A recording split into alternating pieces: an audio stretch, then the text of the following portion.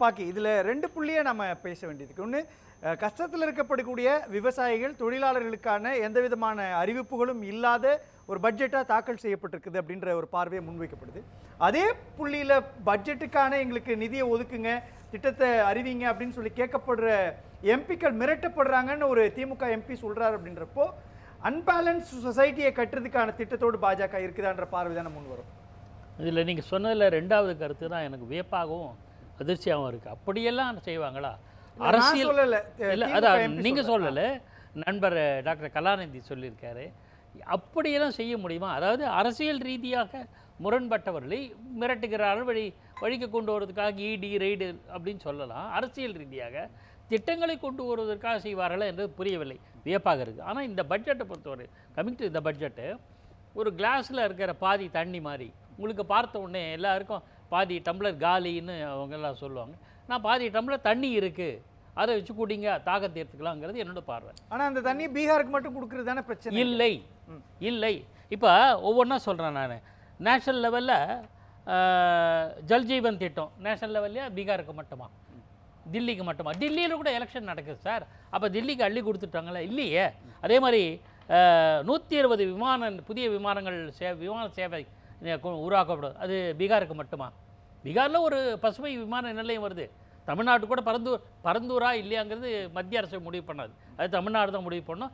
இடத்த சொல்லிவிட்டு அவங்க அதாவது ஏர்போர்ட் அத்தாரிட்டி வந்து கட்டி முடிப்பாங்க, அது வேறு விஷயம். ஆக எல்லா மாநிலங்களுக்கும் பொதுவான திட்டங்கள் ஏராளமாக இருக்குது. நேஷ்னல் மிஷன் ஃபார் காட்டன், அது வந்து எதுக்கு இருக்குது? பீகாருக்கு மட்டுமா? இல்லையே. ஏன் அஸ்ஸாமில் யூரியா உற்பத்தி மையம் நிறுவனம் அமைப்பதாக அறிவிச்சிருக்காங்க. அது என்ன, அஸ்ஸாம் எங்கே இருக்குது? பீகார்லையா இருக்குது? அஸ்ஸாம்னு ஒரு தனியாக இருக்குல்ல, அதுக்கு இப்போ தேர்தல் கிடையாது இல்லையா? தேர்தல் காரணமாக இருப்பதை அப்படியே வச்சுப்போம். நண்பர் கலாநிதி அவரோட ஓப்பனிங் ரிமார்க்ஸில் ஒரு கருத்து சொன்னார், இந்த பட்ஜெட்டே வந்து தேர்தலுக்கு உரிய அப்படின்னு சொல்கிறார்.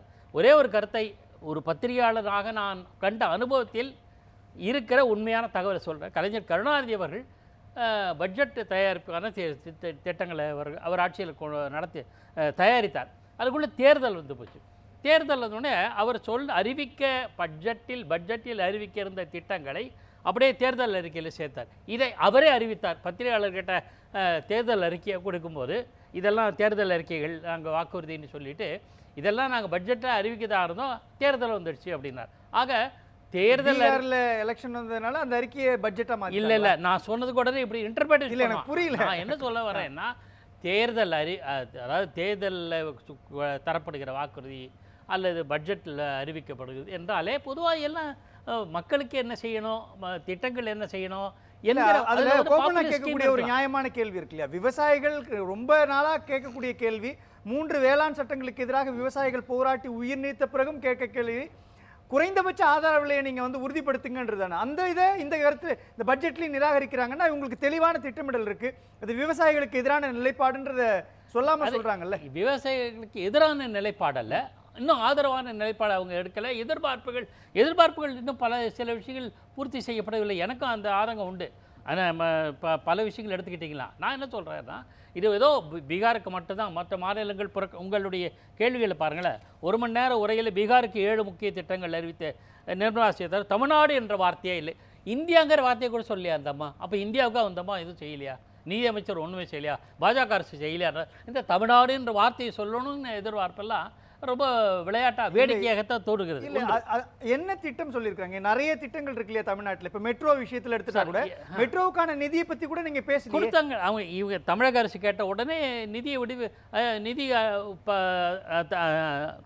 ஒதுக்குவதற்கான அறிவிப்பு வந்ததா இல்லையா? இல்லை பாக்கி நான் கேட்குறது அடிப்படையான விஷயம்ன்றது சுகாதாரம், கல்வி, விவசாயம், இது 3ல் என்ன நீங்கள் திட்டத்தோட செயல்பட்டு இருக்கிறாங்க? இப்போ சுகாதாரம் எடுத்துங்க, medical tourism will be improved. 36 உயிர்காக்கும் மருந்துகளுக்கான சுங்கத்தீர்வை சலுகை வரிச்சலுகைகள் கொடுக்குறாங்க, வரியை தள்ளுபடி பண்ணிருக்காங்க, புற்றுநோய்க்கான மருந்து உட்பட. அப்போ அது வந்து சுகாதார நலமா இல்லையா? ஒன்று. அப்புறம் வந்து நீங்கள் கட்டமைப்பு, ஒரு நாட்டினுடைய வளர்ச்சிக்கு என்ன காரணம் முக்கியம்னா தகவல் தொடர்பு, கட்டமைப்பு, சுகாதாரம், கல்வி. இதில் பாஜக ஓஹோன்னு பண்ணிடுச்சுன்னு நான் சொல்லலை, ஆனால் பண்ணவே இல்லைன்னு சொல்கிறதும் சரியே இல்லைங்கிறது தான் என்னோட பார்வை. இங்கே கட்டமைப்புன்னு கட்டமைப்புன்னு எடுத்துக்கிட்டிங்கன்னா 120 புதிய விமானங்கள், மின்சார வாகனங்களுக்கு இல்ல அதுல என்ன பிரச்சனை, இப்ப எக்கனாமிக்கல் சர்வேவுல கூட சொல்றது கல்வி சுகாதாரத்துல தனியார் மையத்தை ஊக்குவிக்கணும்ன்ற ஒரு திட்டத்தை அவங்க சொல்றாங்க இல்லையா, அதிகமான இன்வெஸ்ட்மெண்ட் அதுக்குள்ள தனியார் போடணும்ன்றது ஒரு பாதகமான செயல் தான். இன்னோவேட்டபிள், தவிர்க்க முடியாது. தனியார் 1991 எப்போது நரசிம்மராவ் ஆட்சி காலத்திலே நம்ம தாராளமயமாக்கல் பொருளாதார சீர்திருத்தம் கொண்டு வந்துட்டோமோ அப்போலேருந்து தனியாரோட பங்களிப்பு இருக்கு. எந்த அளவுக்கு செய்கிறோங்கிறது இப்போ ஒரு டூரிசம். நான் கேட்குறது, இப்போ இதுக்கு முன்னாடி வர கேந்திர வித்யாலயா பள்ளிகளை தமிழ்நாட்டுக்குள்ளே திறக்க விட மாட்டேன்றீங்க, இந்தியாவில் பல மாநிலங்களில் இது இருக்குது ஆனால் தமிழ்நாட்டுக்குள்ளே நுழைய விட மாட்டேன்றீங்க அப்படின்றது, பிஎம்சி திட்டத்தில் நீங்கள் கையெழுத்து போட்டால் தான் உங்களுக்கு நிதியை ஒதுக்குவோன்னு மிரட்டுற, இது எல்லாமே ஒரு மத்திய அரசுடைய கல்வி திட்டத்துக்குள்ளே வரணுன்றது தானே. ஆனால் இன்னைக்கு தனியாரை கல்விக்குள்ளே கொண்டுட்டு வரணுன்ற நிலைப்பாடு மத்திய அரசினுடைய நிலைப்பாட்டிலேருந்து வேறுபட்டதாக இருக்குல்ல. அப்போ தனியார் மையத்தை ஊக்குவிக்கிறதுக்காக ஒரு மத்திய அரசு அதனுடைய கொள்கையிலேருந்தே மாறி போகுதா? இல்லை தனியார் ஊக்குவித்தல்ல, தனியாரோட பங்களிப்பு இருக்கும்போது ஒரு காம்படிட்டிவ் ஸ்பிரிட் வரும். இது எல்லாத்துலேயும் வர்ற மாதிரி கல்வியிலே வரும். அப்போ இது ஒரு பக்கம் ஐஐடி மேம்படுத்த போகிறோம் அப்படின்னு சொல்லியிருக்காங்க. அப்புறம் வந்து மருத்துவ சீட்டு 5 ஆண்டுகளில் 7500 சீட்டு அதிகரிக்கப்படும்னு சொல்லியிருக்காங்க. பள்ளிக்கூடங்கள், அரசு உயர்நிலை பள்ளிகள், அண்டர்லைன் பண்ணாங்க, அரசுன்னு போட்டேன், அரசு உயர்நிலை பள்ளிகள் பிராட்பேண்ட் வசதி இன்னும் விரிவுபடுத்த போகிறோம். ஸோ தகவல் தொடர்பும் மாணவர்களுக்கான இது இருக்கும். அப்புறம் இன்டகிரேட்டட் இந்த இது இருக்குல்ல, ஏஐ ஆர்டிஃபிஷியல் இன்டெலிஜென்ஸ், செயற்கை நுண்ணறிவுக்கான திட்டங்கள் வகுக்கப்பட்டிருக்கு. உங்களுக்கு தெரியும், டெடிகேட்டட் சென்டர் ஃபார் ஏஐ. இது வந்து நாடு முழுக்க தான், பீகாருக்கு அல்ல, தமிழ்நாடு உள்பட வரும், கர்நாடகா உள்பட வரும். ஆக இதெல்லாமே பார்க்கும்போது ஒட்டுமொத்த மாநிலங்களுக்கு தேசத்துக்குமான திட்டமாக வகுக்கிறாங்க. ஒரே ஒரு தகவலை மட்டும் சொல்லிடுறேன், உங்களுக்கு நேரம் இருக்குமா தெரியல, இருந்தாலும் மாநிலங்கள்லேருந்து பெறுகிற நிதியை பொறுத்தவரையில் எவ்வளவு இருக்கோ அதை விட கூடுதலாகவே மாநில வரி பகிர்வு 22% இருக்குது. ஒரு திரட்டுகிற நிதி, இப்போ மத்திய அரசுக்கு கார்ப்பரேட் வரி கிடைக்குது, வருமான வரி கிடைக்குது, எக்ஸைஸ் டியூட்டி, சோமனி அதர் இது இருக்கு இல்லையா, அதில் பார்க்கும்போது மாநிலங்கள் ஜிஎஸ்டி அண்ட் அதர் சோர்ஸ் மூலமாக 18% வருது. மாநிலங்களுக்கு வரி பகிர்வு 22% மட்டுமில்லை, பல்வேறு மத்திய அரசு திட்டங்களுக்கான நிதி ஒதுக்கீடும் கணிசமாக 8% இருக்குது, திட்டங்கள் வந்து 6% இருக்குது. அதையும் பார்க்க